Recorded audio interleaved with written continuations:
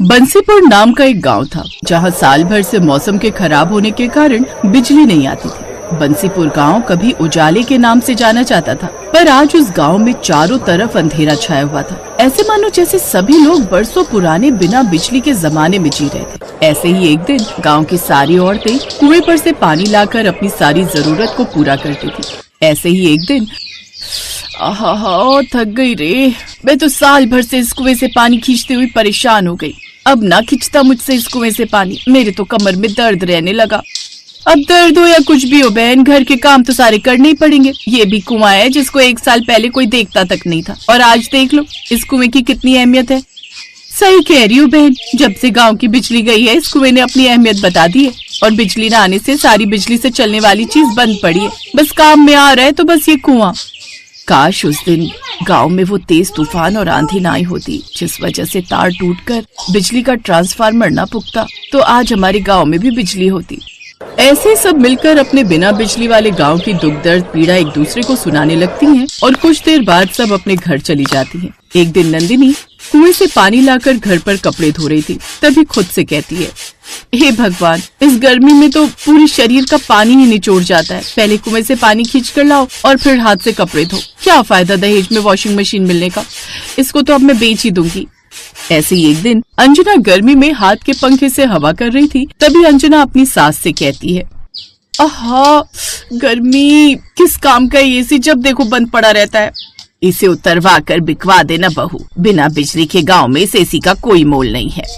ऐसे ही एक दिन शाम होते ही सारे गांव में गुप्त अंधेरा छा गया था, और गांव के सभी आदमी शाम को दिन ढलने से पहले ही काम पर से अपने अपने घर वापस से आ जाते हैं, क्योंकि पूरे गांव में लाइट न होने की वजह से पूरे गांव में घुप अंधेरा हो जाता है, जिससे पास खड़ा इंसान भी नहीं दिखता था। तभी रात को सुनील अपनी पत्नी से कहता है, माला, अंधेरा काफी हो गया और पास के सभी लोगों के भी दरवाजे बंद हो गए। तुम भी घर का दरवाजा लगा दो, मैं ऊपर छत पर बिस्तर कर लेता हूँ। अंधेरा होते ही सभी गांव के लोग अपने अपने घर के दरवाजे लगा लेते थे, और माला भी अपने घर का दरवाजा लगाकर मोमबत्ती के उजाले में छत पर चली जाती है, फिर बिस्तर पर जाकर लेट जाती है। जैसे ही माला की आंख लगती है तभी माला को अपने घर के दरवाजे के बजने की आवाज आती है। उसी वक्त माला अपने पति सुनील को जगा कर कहती है, अजीब, इतनी रात को हमारे घर पर कौन आया होगा? मैं देख कर आता हूँ। इतने में पड़ोस में छत पर लेटा हुआ एक आदमी कहता है, अरे अरे सुनील भैया, रात को इस वक्त दरवाजा बिल्कुल मत खोलना, ये कोई डाकू या चोर होगा। रात को अब हमारे गांव में चोर लुटेरे भी आने लगे हैं। पड़ोसी की बात सुनकर सुनील दरवाजा खोलने के लिए नहीं जाता है। अब गांव में बिजली न होने के कारण रात के अंधेरे में 4 लुटेरों की भी आने की दहशत लोगों में फैल गई। फिर सारी रात सभी लोगों की चोर डाकू की दहशत में गुजरी। फिर एक दिन दोपहर को गांव के सारी औरतें पेड़ के नीचे बैठकर आपस में वार्तालाप कर रही थी। तभी अंजना की सास कहती है, मुझे नहीं लगता बहन अब कभी हम लोगों को बिजली नसीब होगी। धीरे धीरे आज 2 साल होने को जा रहे हैं लाइट आने की उम्मीद में, पर मुझे नहीं लगता अब कभी लाइट आएगी हमारे गांव में। अरे माँ जी, लाइट से याद आया, मैंने स्कूल में सोलर सिस्टम के बारे में पढ़ा था, उसे हम बिजली की तरह इस्तेमाल कर सकते हैं। कैसे बहू? माँ जी, ये सोलर एनर्जी यानी कि सूर्य की ऊर्जा, इसका इस्तेमाल करने से हमारे आसपास का एनवायरनमेंट अच्छा होता है, जिससे पर्यावरण को भी कोई हानि नहीं होती है। इससे हम अपनी लाइट की जरूरतों को भी पूरा कर सकते हैं। अगर कोई ऐसी चीज है जिससे हम अपने घर में लाइट की सुविधा कर सकते हैं, तो तुमने हमें पहले क्यों नहीं बताया अंजना? कैसे आएगी ये सोलर एनर्जी हमारे गाँव में? इसके लिए हम सबको अपने अपने घर की छत के ऊपर सोलर प्लांट लगवाना होगा, जो सूरज की किरणों से चार्ज होगा, और उससे हमें एनर्जी मिलेगी। ये थोड़ा महंगा जरूर होता है, पर हालातों को देखते हुए बस अब यही नजर आ रहा है। गांव की सभी औरतें सोलर पैनल लगवाने के लिए तैयार हो गई, और अगले दिन ही गांव की सभी औरतों ने अपनी अपनी छत पर सोलर पैनल लगवा लिए, जिससे गांव के कुछ घरों में बिजली आ जाती है। तभी नंदिनी अपनी सास से कहती है, माँ जी देखो, टंकी में 2 साल बाद पानी आया है। ये तो तुम सही कह रही हो बहू, पर ये सोलर पैनल हमको महंगा पड़ा है। गांव में अब भी आधे से ज्यादा घर हैं जिनमें अब भी लाइट नहीं थी, क्योंकि वो लोग इस सोलर पैनल का खर्चा नहीं उठा पाएंगे। ये तो आप सही कह रही हो माँ, हमारे घर तो रोशन हो गए, पर अब भी ऐसे घर हैं जो बिना रोशनी के पड़े हैं। नंदिनी और उसकी सास ऐसे ही बिना रोशनी के घर की बात सुनकर उदास हो जाती है, और वहीं दूसरी तरफ कमला की लड़की पिंकी कहती है, माँ हमारे गांव में बिजली आ गई है, देखो नंदिनी आंटी के घर में लाइट चल रही है। नहीं बेटी, बिजली नहीं है, नंदिनी आंटी ने सोलर पैनल लगवाए है। तो हम भी पापा से बोलकर सोलर पैनल लगवा लेते हैं। नहीं बेटी, हमारे पास इतने पैसे नहीं है जो हम सोलर पैनल लगवा सके। ऐसे ही गांव के किसी घर में लाइट आ रही थी तो किसी घर में नहीं थी। यही सिलसिला जारी रहा और एक दिन फिर से गांव की सभी औरतें उस पेड़ के नीचे बैठी थीं और आपस में बातें कर रही थीं। नंदिनी भाभी, अब तो एसी की हवा में अच्छी नींद आती होगी तुमको। तुम्हारे घर में तो लाइट आ गई और एक हम है, पूरी रात 1 मिनट को आंख नहीं लगती गर्मी के मारे। क्या मजे आ रहे हैं कमला दीदी, कर्जा लेकर लगवाया था ये सोलर पैनल, अभी तक नहीं उतरा सर से कर्जा। बड़ा ही महंगा पड़ा ये सोलर पैनल, इससे अच्छी तो हमारी लाइट ही ठीक थी। कमला और नंदिनी की बात सुनकर अंजना कहती है, मैं ये सोच रही थी क्यों ना हम लोग गांव में बिजली लाने का ही कुछ जुगाड़ करें। पर हम गांव में बिजली कैसे ला सकते हैं जब आज तक मर्द लोग इस गांव में बिजली नहीं लेकर आ सके। हम मर्द लोगों से कम है क्या? वैसे भी गांव में बिजली मर्द नहीं बल्कि हमारी शिक्षा लेकर आ सकती है। आप लोग कहो तो हम लोग कल ही बिजली दफ्तर चलते हैं और अपने गांव में बिजली ला कर दिखाएंगे। अंजना की बात सुनकर गांव की सारी औरतें राजी हो जाती हैं और अगले दिन ही गांव की सारी औरतें बिजली दफ्तर चली जाती हैं। सभी औरतों ने मिलकर सरकारी दफ्तर में जाकर बिजली की अपील की और सरकारी कर्मचारी ने अंजना को एक फॉर्म भरने के लिए दिया। इस फॉर्म को भरना है, पेन मिलेगा आपके पास? सरकारी कर्मचारी अंजना को पेन मांगते हुए देख हैरान हो जाता है और कहता है, आपको ये फॉर्म भरना आता है? जी आता है। अब आप पेन देंगे मुझे? सरकारी कर्मचारी अंजना को पेन देता है और अंजना पूरे फॉर्म को इंग्लिश में भर देती है, जिसे देख कर्मचारी भी शॉक में रह जाता है। 3 दिन बाद फिर से आना, थोड़ी और कानूनी कार्रवाई होगी। उम्मीद है सरकार आपकी मदद जरूर करेगी।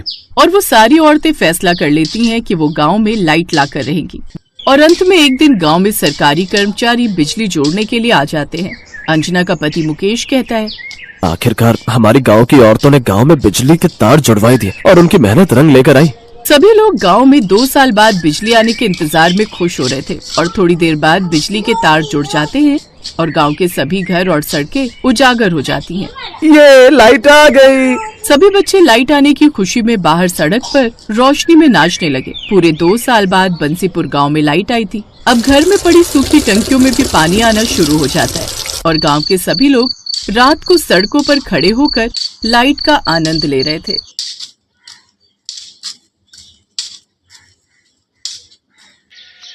माँ जी, मैं जल्दी से कपड़े धोकर आ जाती हूँ, नहीं तो भीड़ लग जाएगी नल पर। बहू भरी गर्मी में कहाँ जाएगी कपड़े धोने? मुझे तो डर है कहीं तू बीमार न पड़ जाए। माँ जी आप जाने दो मुझे कपड़े धोने, नहीं तो फिर शांति आंटी की बहू पूरे कुनबे के कपड़े लेकर धोने बैठ जाएगी, जिससे शाम तक नंबर नहीं आएगा। ठीक है तेरी मर्जी, चली जा कपड़े धोने। रीता कपड़े लेकर नल पर धोने चली जाती है। ये कहानी है एक गरीब परिवार की जो जौनपुर गांव में रहता था। उस गांव में बिजली आने का कोई साधन नहीं था। उस परिवार में एक सास और उसकी एक बहू, एक बेटी और 2 बेटे रहते थे। बड़ा वाला बेटा उमेश गांव में रहता था, जो मेहनत मजदूरी करके अपना घर चलाता था, और दूसरा बेटा सौरभ शहर में रहता था और एक रोज वो शहर की लड़की से ही शादी कर लेता है। शादी के बाद अपने गांव में कुछ दिनों के लिए रहने आता है और जैसे ही उसकी सास अपनी छोटी बहू को देखती है, उसको घर के बाहर ही रोक देती है। ये लड़की अंदर नहीं जाएगी। पर माँ क्यों? ये बहू है आपकी। तुमने शादी करने से पहले अपनी माँ को एक बार भी बताना जरूरी नहीं समझा। माना माँ मेरी गलती है, पर मुझे माफ कर दो।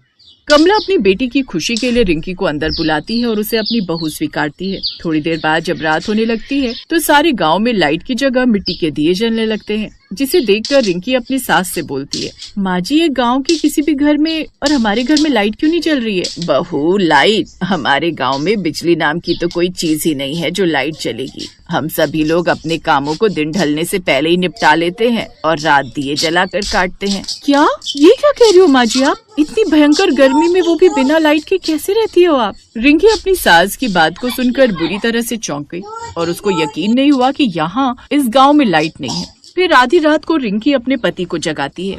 ये कहाँ लेकर आ गए हो तुम मुझे? मैं चैन की सांस भी नहीं ले पा रही हूँ। पता भी है कितनी गर्मी लग रही है। अरे यार रिंकी सो जाओ, ये कोई समय उठाने का? आँख बंद करके सो जाओ, नींद आ जाएगी। सौरभ ऐसे बोलकर सो जाता है और रिंकी सारी रात करवट बदलती रही और पूरी रात गर्मी की वजह से सो नहीं पाई। पूरा घर कैसे खर्राटे मारकर सो रहा है भरी गर्मी में। इंसान ही है ना ये सब। हे भगवान तुमने मुझे कहाँ लाकर पटक दिया। फिर अगले दिन वो अपनी सास से कहती है, माँ जी मैं सारी रात नहीं सो पाई हूँ इस गर्मी में, अब तो नहाकर ही ठंडक मिलेगी मुझे। माँ जी पानी कहाँ पर रखा है, नहाने जाना है मुझे। छोटी बहू, अगर तुमको नहाना है तो हैंडपंप के नल से पानी खींच कर ले आओ और नहा लो। अपनी ननद के साथ चली जाओ, हम सब भी ऐसे ही नहाते हैं। ये सुनकर रिंकी हैरान हो जाती है और मन ही मन कहती है, हे भगवान, ये कहाँ आकर फंस गई मैं। यहाँ से अच्छा तो मेरा शहर था जहाँ शावर खोलो और जितना मन करे नहाओ। थोड़ी देर बाद रिंकी नल से पानी भर कर लाती और तब आकर नहाती है। ऐसे ही धीरे धीरे रिंकी को गांव में आए हुए 3 दिन बीत गए। एक दिन रिंकी की जेठानी रीता खाना बना रही होती है और रिंकी से कहती है, सुनो देवरानी जी, जरा ये मसाला पीस कर देना। हाँ जेठानी जी, क्यों नहीं, मिक्सी कहाँ पर है?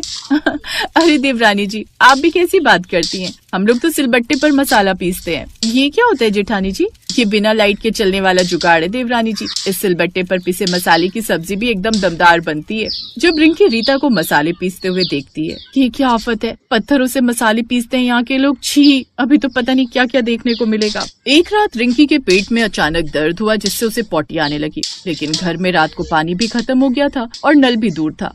माँ जी, मेरे पेट पे बहुत तेज दर्द हो रहा है और पानी भी नहीं है घर में, माँ जी कुछ करो जल्दी से। क्या माँ जी कर रही है, किसने बोला था रात को इतना ज्यादा खाने के लिए?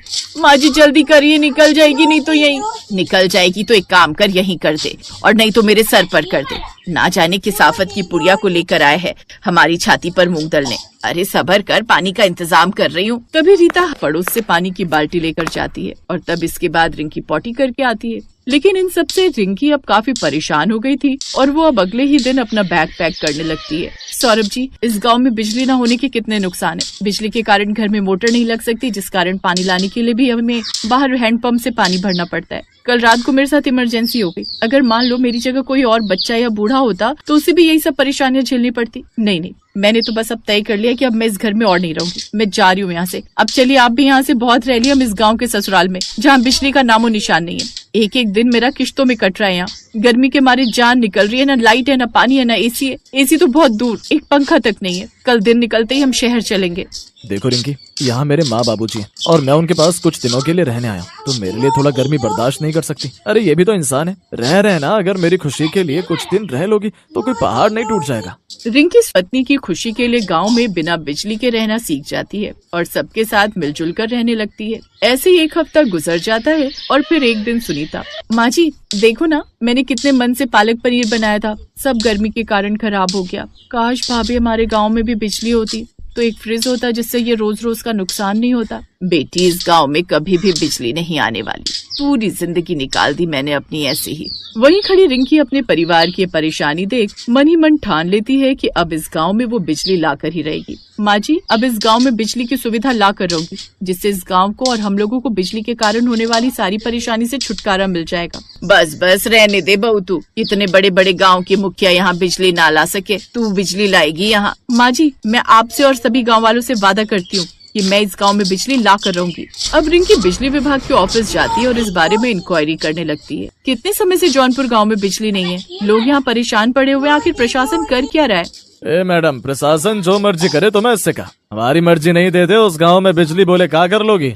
बड़ी बदतमीज है आप, लेकिन डोंट वरी, मैं भी आपसे ऊपर के ऑफिसर के पास जाऊंगी, लेकिन जौनपुर गांव को बिजली दिलवा कर ही रहूंगी। ये कहकर रिंकी उस सरकारी दफ्तर से बाहर आने लगती है। तभी उसे वहाँ काम करने वाला गार्ड सबकी नजरों से बचते हुए बोलता है, रुकिए मैडम, जौनपुर गांव के लिए बिजली का प्रस्ताव तो सरकार की तरफ से कब का पास हो चुका है, लेकिन कुछ भ्रष्टाचारी अधिकारी हैं जो इस गांव में बिना कमीशन लिए बिजली पास ही नहीं कर रहे। पूरे 30 लाख की डिमांड है उनकी, और अब गांव के गरीब लोग इतना पैसा कहां से लाएं? लेकिन तुम्हें ये सब कैसे पता? क्योंकि मैं भी उसी गांव में रहता था, लेकिन बिजली न होने के कारण मेरे छोटे छोटे पोता पोती को काफी दिक्कत होने लगी थी, जिस कारण मुझे मजबूरी में वो गांव छोड़ना पड़ा। और यहाँ नौकरी करते हुए मुझे पता चला कि गांव तक बिजली न पहुंचने का असली कारण भ्रष्टाचारी लोग हैं। ओह, तो ये बात है, इसका मतलब भ्रष्टाचारी लोग जौनपुर गांव और बिजली के बीच रोड़ा बने हुए हैं। लेकिन अब मुझे उस रोड़े को बीच से हटाना ही होगा। आपको मेरा एक काम करना होगा, क्या आप मुझे उस अधिकारी से मिलवा सकते हैं? हाँ बिटिया, अपने गांव की भलाई के लिए मैं कुछ भी करूँगा। रामदीन यानी कि वो गार्ड रिंकी को उस अधिकारी से मिलवा देता है। ओ, तो आप कानपुर गांव को बिजली दिलवाना चाहती हैं? ठीक है, मिल जाएगी, लेकिन इसके लिए आपको पूरे 30 लाख रुपए देने होंगे। बोलो, दे पाओगी इतनी कीमत? लेकिन ये तो साफ साफ तुम घूस मांग रहे हो। एक सरकारी अधिकारी को ये सब शोभा नहीं देता। ए ज्ञान की देवी, हमें तेरा ज्ञान नहीं सुनना। अगर देना ही चाहती है तो रिश्वत दो हमें, वो भी पूरे 30 लाख रुपए। रिंकी ने उसकी ये सब बातें अपने फोन में रिकॉर्ड कर ली थी। अब वो सीधा पुलिस के पास जाती है और उसे जेल में डलवा देती है। अब ये बात मीडिया में आग की तरह फैल जाती है, जिसके बाद जौनपुर में जल्दी से सरकार की तरफ से बिजली पहुंचा दी जाती है। रिंकी ने जैसा बोला था वैसा ही कर दिखाया। उसकी शिक्षा और ज्ञानता के कारण अब उस दिन से पूरे जौनपुर गांव में बिजली आ जाती है।